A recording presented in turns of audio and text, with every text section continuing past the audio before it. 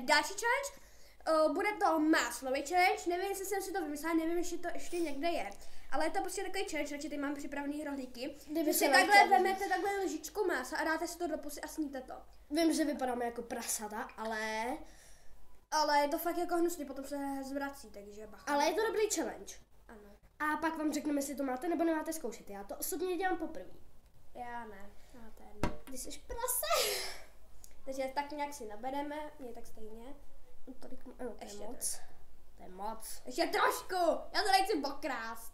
Ještě si dej. Teď já mám víc. No dobrý. Já to mám víc na vrchu. Tohle je podle ní míň než ona. Ale já to mám hodně do vejška, tak asi Aha. vezmu. No proto. No dobrý, takže 3, 2, 1, teď.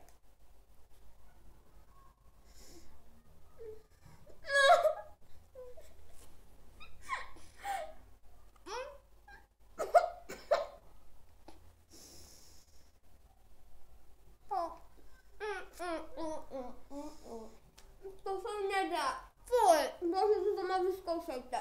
No.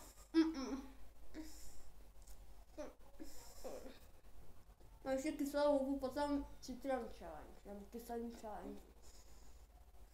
To má své hořky.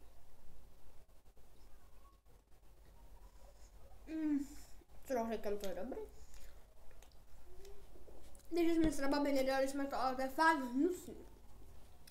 Tohle video bude hodně krátký, ale to je jedno. Pokud se vám tohle video líbilo, dejte like, popřípadě odběr.